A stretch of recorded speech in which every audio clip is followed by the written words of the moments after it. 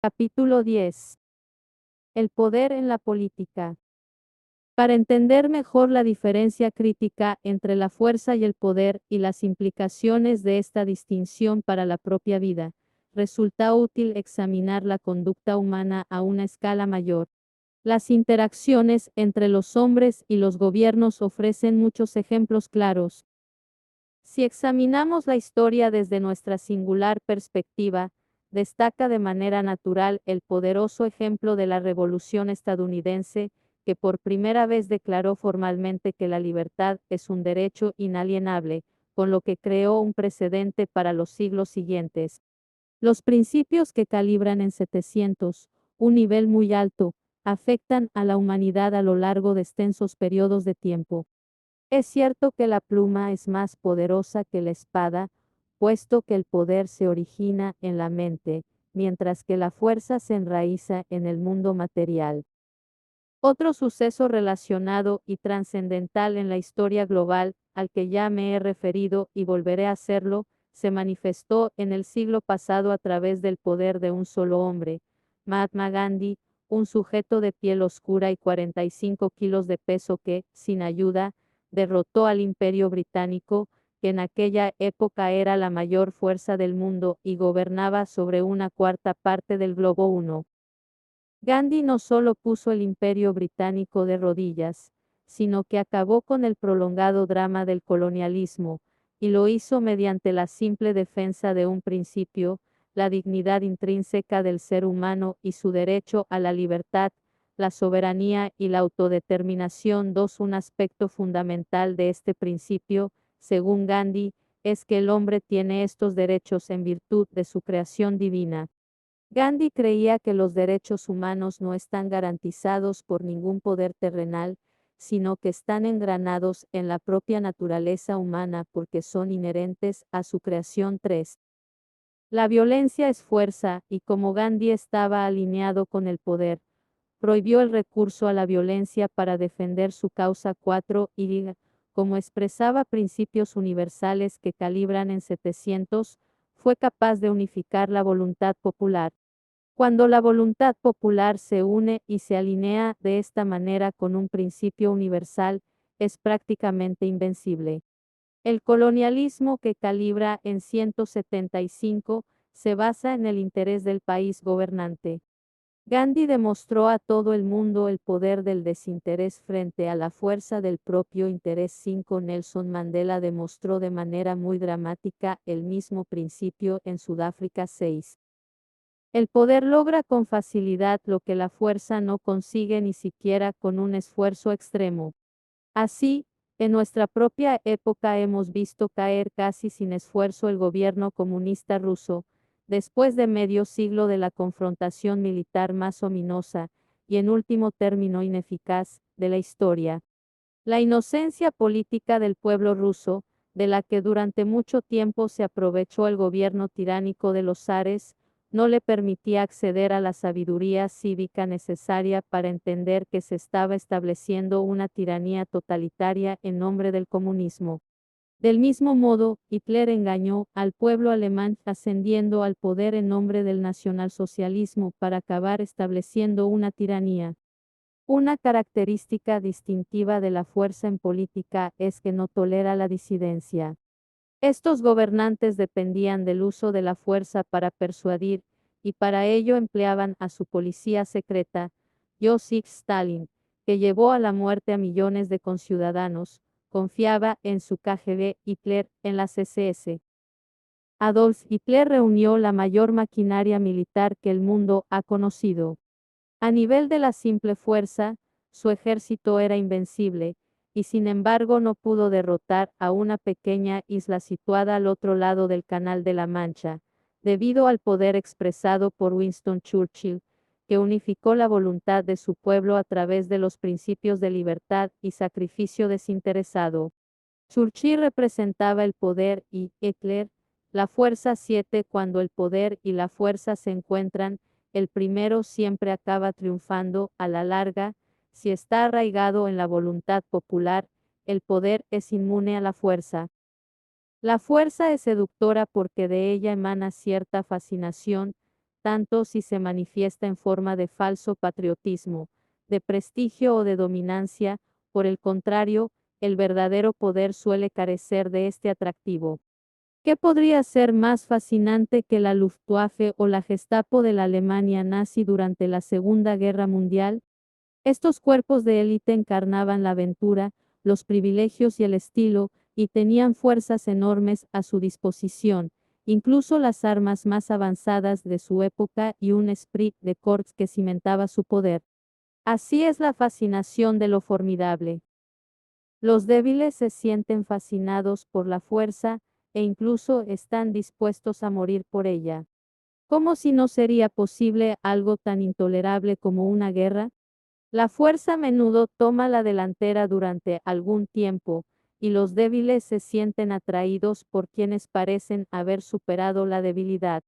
¿Cómo si no sería posible una dictadura? La fuerza se caracteriza por la arrogancia, el poder, en cambio, por la humildad.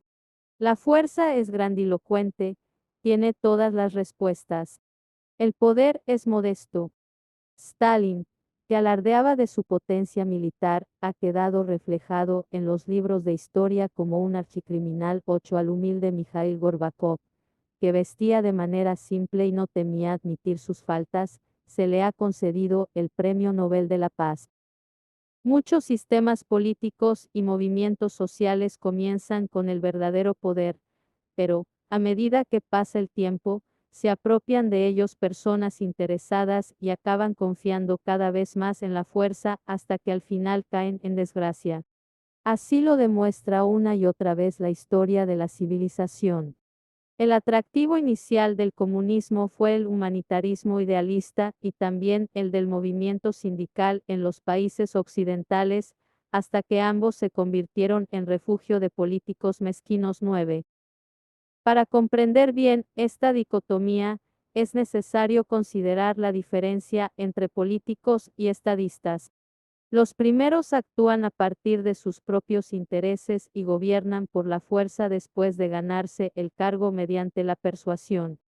A menudo calibran en niveles inferiores a 200. Los estadistas representan el verdadero poder, gobiernan por inspiración, enseñan con el ejemplo y defienden principios evidentes en sí mismos.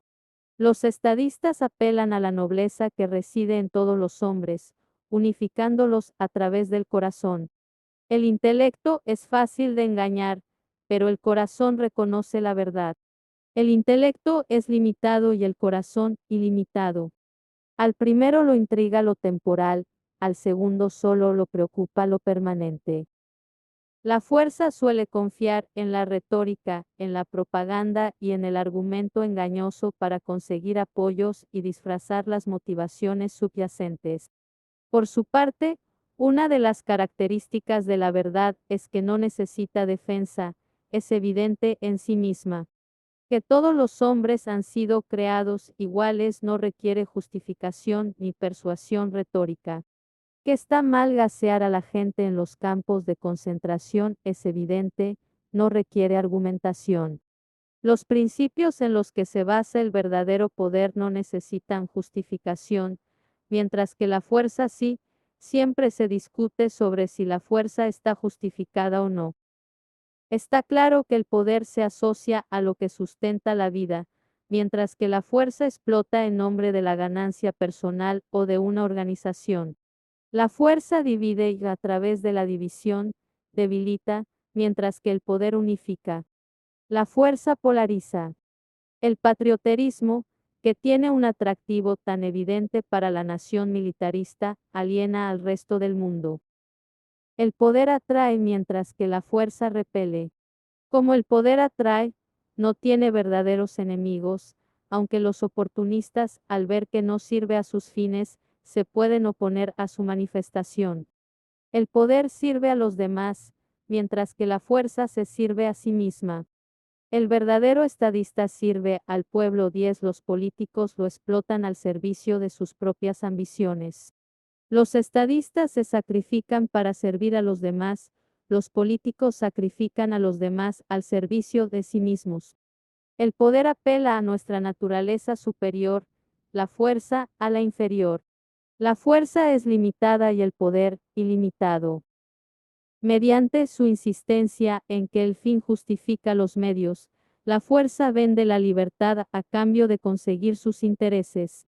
Ofrece soluciones rápidas y fáciles. Para el poder, los medios y el fin son lo mismo, pero los fines requieren una mayor madurez, disciplina y paciencia para fructificar. Los grandes líderes inspiran fe y confianza por su absoluta integridad y alineamiento con principios íntegros. Estas figuras comprenden que no es posible hacer concesiones en los principios y aún así mantener el poder. Winston Churchill nunca necesitó usar la fuerza contra el pueblo británico, Gorba, o produjo una revolución total en el mayor monolito político del mundo sin disparar un tiro. Gandhi derrotó al imperio británico sin que el enfado le hiciera levantar la mano. Democracia y Estados Unidos. Por fin la democracia está siendo reconocida universalmente como la forma superior de gobierno. En todo el globo hay una creciente llamada a la libertad. Muchas naciones que cuentan con una herencia de represión están aprendiendo las lecciones necesarias para establecer la libertad. Siguiendo la ciencia convencional, los historiadores suelen intentar explicar estas secuencias de sucesos políticos a través de la causalidad ABC. Sin embargo, esto solo es el aparente despliegue secuencial de algo con un poder mucho mayor, el patrón atractor a veces a partir del que evoluciona una sociedad. El poder de Estados Unidos, o de cualquier otra democracia, surge de los principios en los que se funda. Por tanto, es posible encontrar la base de su poder en documentos como la Constitución, la Carta de Derechos y la Declaración de Independencia, y otras reconocidas expresiones del espíritu democrático, como el discurso de Gettysburg. Si se calibra el poder relativo de cada línea de estos documentos, se halla el patrón atractor más poderoso de todos. La Declaración de Independencia, de la que emana el poder de Estados Unidos, dice: mantenemos que estas verdades son evidentes en sí mismas, que todos los hombres son creados iguales, y que han sido dotados por el Creador de ciertos derechos inalienables, entre los que se encuentran la vida, la libertad y la búsqueda de la felicidad. Calibra en 700.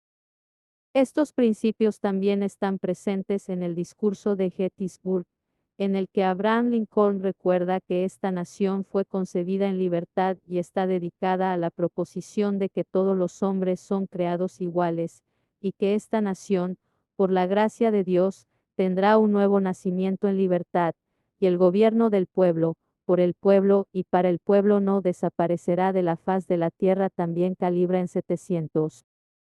Si se examinan las acciones y declaraciones del propio Lincoln durante los difíciles años de la Guerra Civil, se descubre con absoluta certeza que no tenía ningún sentimiento de odio.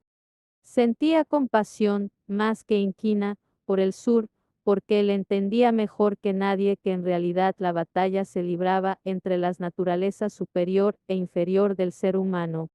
Por lo tanto, presentó las verdades autoevidentes a las que se había referido y lamentó el precio que sabía que se tenía que pagar. 11. La Declaración de Independencia afirma: mantenemos que estas verdades son evidentes en sí mismas, que los derechos humanos han sido otorgados en virtud de la creación del hombre, y que son inalienables, es decir, no derivan de un decreto de la fuerza ni están garantizados por ningún gobernante transitorio. La democracia reconoce el derecho divino de los gobernados, más que el del gobernante. No es un derecho en virtud del título, de la riqueza o de la superioridad militar, sino una profunda declaración de la esencia de la naturaleza humana, de los principios que definen la vida humana misma, la libertad y la búsqueda de la felicidad. La base del poder de Mahatma Gandhi calibra en un valor idéntico a la de la Declaración de Independencia y la Constitución. En ambos casos la preocupación esencial es la libertad y la igualdad de todos los hombres en virtud de estar dotados del poder superior divino. 12. Curiosamente, si se calibra el poder del campo atractor de la teocracia, se descubre que es mucho más bajo que el de cualquier democracia, que también reconoce al Creador como la autoridad última. Quienes forjaron la Declaración de Independencia fueron muy hábiles al trazar una distinción muy clara entre lo espiritual y lo religioso. Deben haber conocido de forma intuitiva, si no racional, la notable diferencia entre el poder de ambos. La religión se suele asociar a la fuerza, a veces con consecuencias desastrosas, tanto en el pasado como en la actualidad. Por su parte, los conceptos espirituales como lealtad, libertad y paz no generan confrontación ni conflicto, y mucho menos guerra. La espiritualidad siempre se asocia a la no violencia. Si se examina la actual aplicación de la Carta de Derechos, se hace evidente que su poder se ha reducido en algunas áreas.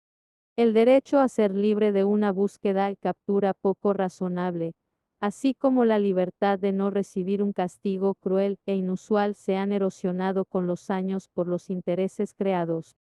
El espíritu de la Constitución de Estados Unidos está lo bastante apagado como para que a menudo se propongan, y a veces se aprueben sin un murmullo de protesta, leyes marcadamente inconstitucionales. Dentro del propio gobierno existen bolsas de totalitarismo. La sociedad tolera de forma habitual tácticas totalitarias de las agencias federales y locales, como el uso notorio de la intimidación. Por desgracia, los estadounidenses están tan acostumbrados a un ambiente de temor y violencia que a los que salen al extranjero los sorprende que la amenaza de intrusión gubernamental o policial ni siquiera exista en muchos otros países. Es importante recordar que violar un principio por un interés personal supone renunciar a un enorme poder. La racionalización que afirma que la ejecución de los criminales desalienta el crimen, por ejemplo, no está confirmada por los estudios, y el fin no justifica los medios. La consecuencia de la violación de este principio se refleja en las estadísticas de delincuencia en Estados Unidos, donde el asesinato es tan común que ya ni siquiera llega a las portadas de los periódicos. Como la persona media no llega a diferenciar entre principios e intereses propios, carece de discernimiento para entender la diferencia entre patriotismo, entre americanismo y americanismo, entre Dios y Dios, entre libertad y libertad. Así, los grupos de la supremacía blanca que calibran en 150 usan el americanismo para justificar los linchamientos, tal como durante siglos se han hecho guerras en el nombre de Dios. Por otra parte, la confusión entre libre expresión y libertinaje indica que muchas personas no conocen la diferencia entre la libertad y la libertad. Aprender la diferencia entre los verdaderos principios y sus imitaciones exige experiencia y un juicio educado. El ejercicio de tal discriminación es necesario para la supervivencia moral en el mundo moderno en general, pero es imperativo en esas áreas más grises donde la ambigüedad ética se ha elevado desde la convención a una forma de arte, el ambiente político y el mercado del comercio diario.